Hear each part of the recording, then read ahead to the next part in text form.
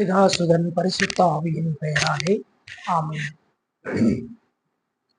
அன்பிற்குரிய சகோதர சகோதரிகளே, இன்றைய தினம் புனித வெள்ளியை நாம் கொண்டாடுகின்றோம்.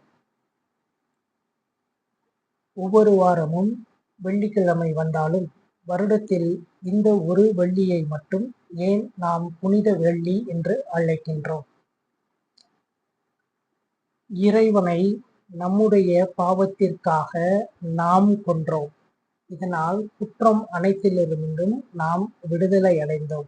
காலத்திற்கு உட்பட்ட நாம் காலத்திற்கு அப்பாற்பட்ட இறைவனை காலத்திற்கு உட்பட வைத்து நாம் கொலை செய்ததால், நம் பாவங்கள் கழுவப்பட்டதால் இந்த நாள் புனிதம் அடைந்தது. காலமும் புனிதம் அடைந்தது, நாமும் புனிதம் அடைந்தோம். எனவே புனித வெள்ளி என்று இதனை அழைக்கின்றோம். நாம் யாரை கொன்றோம் என்பது ஏதோ இறைவன் எங்கோ இருந்தவரை கூட்டி வந்து நாம் கொன்றுவிட்டோம் என்று நினைக்கின்றோம். அல்ல, மாறாக நம் கணவரை நாம் கொன்றோம். இந்த நாள் நாம் அனைவரும் விதவை கோலம் பூண்ட நாள், நம் கணவரை நாம் இழந்த நாள். ஏனென்றால் இஸ்ராயேல் மக்களுக்கும் இறைவனுக்கும் இருக்கின்ற உறவானது திருமண உடன்படிக்கையின் உறவு என்பதனை பழைய ஏற்பாட்டிலே நாம் ஓசேயா புத்தகத்திலே படிக்கின்றோம். அதே போல நற்செய்தியிலும் கிறிஸ்துவை மணமகன் என்று நாம் பார்க்கின்றோம். இந்த உலகத்தில் படைக்கப்பட்ட எல்லா உயிர்களுமே இறைவனுக்கு மனைவிதான். ஓரறிவு கொண்ட தாவரம் முதல் ஆறறிவு கொண்ட மனிதன் என்று சொல்லுகின்றோமே, எல்லோருமே இறைவனுக்கு மனைவிதான். உயிர்கள் எல்லாம் இறைவனுக்கு மனைவியே. சைவ சமயத்திலும் வைணவ சமயத்திலும் பிற நூல்களிலும் நாம் படிக்கின்ற பொழுது அங்கிருந்த அடியவர்கள் ஆணாக இருந்தாலும் தன்னை பெண்ணாக பாவித்து இறைவனை கணவனாக பாவித்தே பாடல்கள் பாடியிருக்கின்றார்கள்.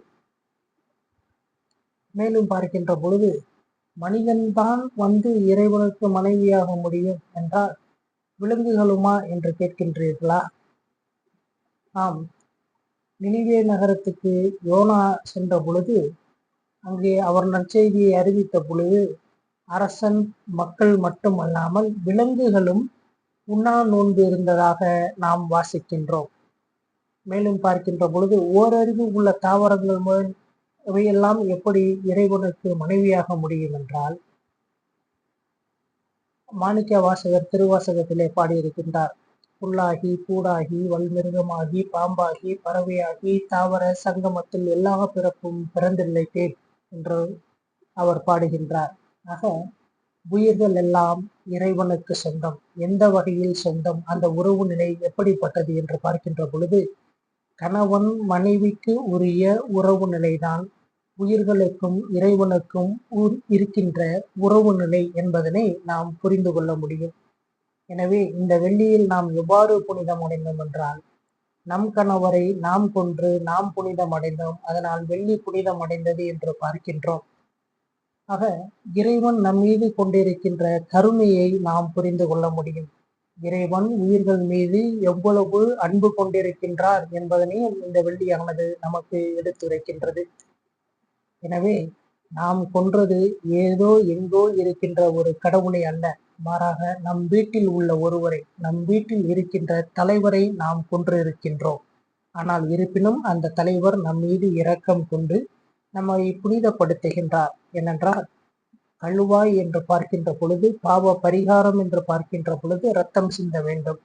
அது விலங்குகளின் இரத்தமோ இல்லை வேறு எவற்றினுடைய இரத்தமோ கிடையாது. மாறாக இறைவன் தன்னுடைய இரத்தத்தையும் உடலையும் கையளித்து பாவ கழுவாயாக நாம் பாவத்திற்கு உட்பட வேண்டிய தண்டனையை அவர் ஏற்றுக்கொண்டு நாம் விடுதலை அடைந்தோம், நமக்கு விடுதலையை கொடுத்தார் என்கின்ற உண்மை பொருளை இந்த வெள்ளிக்கிழமையானது நமக்கு சொல்லுகின்றது. மேலும் பார்க்கின்ற பொழுது இறைவன் நம்மீது கொண்ட கருணை எந்த அளவிற்கு என்று பார்த்தோம் என்றால், இது எல்லையற்ற ஒரு கருணை. எவரொருவரும் தன் நண்பர்களுக்காக உயிரை கொடுப்பாரா என்று பார்ப்பது கூட அரிதான ஒரு காலம். ஏனென்றால் இந்த காலகட்டம் எப்படி இருக்கின்றது என்று பார்க்கின்ற பொழுது, உயிருக்கு போராடும் நபரை காப்பாற்றுவதற்கு பதிலாக அவரை கேமராவிலே படம் எடுத்து அது வீடியோ எடுத்து எல்லோருக்கும் பரப்புகின்ற காலமாக, கருணை இல்லாத ஒரு காலமாக இருக்கின்ற ஒரு சூழ்நிலையில் இறைவன் நம்மீது எவ்வளவு கருணை கொண்டிருக்கின்றார் என்பதனை இந்த நாள் நமக்கு எடுத்துரைக்கின்றது. எனவே இந்த நாளிலே நாம் நம் வீட்டின் தலைவரை இழந்திருக்கின்றோம் என்கின்றதனை நாம் மனதில் கொள்ள வேண்டும். எவ்வாறு பரபாஸ் தன் குற்றத்தில் இருந்து விடுவிக்கப்பட்டாரோ, அதுபோல நாம் அனைவரும் நம் குற்றத்தில் இருந்து விடுவிக்கப்பட்டுள்ளோம். குற்றத்திற்கான தண்டனையை ஒரே ஒரு நபர் ஏற்றுக்கொண்டார். நாம் அனைவரும் விடுதலை அடைந்தோம். மனிதம் புனிதம் அடைந்தது. மேலும் பார்க்கின்ற பொழுது புனிதம் அடைந்த நாளும் காலமும் புனிதம் அடைந்தது. இதுவே புனித வெள்ளியாக நமக்கு இருக்கின்றது. இந்த நாளிலே இறைவன் நமக்கு செய்த கருணையை நினைத்து அவருக்கு நன்றி கூறவும், அதே சமயத்திலே நாம் அவருக்கு செய்த துரோகத்தை நினைத்து மனம் வருந்தவும் நாம் கடமைப்பட்டு இருக்கின்றோம். மேலும் பார்க்கின்ற பொழுது இறைவன் நமக்கு காட்டிய கருணையை நாம் பிறருக்கு காட்டவும் கடமைப்பட்டிருக்கின்றோம் என்பதனை இந்த நாள் நமக்கு எடுத்துரைக்கின்றது. நம்மை எந்த அளவுக்கு இறைவன் அன்பு செய்திருக்கின்றார் என்பதனை செயல் வடிவத்தோடு இந்த நாள் நமக்கு எடுத்துரைக்கின்றது. அதே போல நாம் எந்த அளவிற்கு நம்மோடு இருக்கின்ற மனிதர்களை அன்பு செய்கின்றோம் என்பதற்கு நாம் எவ்வகையில் செயல் வடிவம் கொடுக்க போகின்றோம், சற்று சிந்திப்போம். எல்லாம் வந்த இறைவன் பிதா, சுதன், பரிசுத்த ஆவியான ஆண்டவர் நம்மை ஆசீர்வதிப்பாராக. ஆமென்.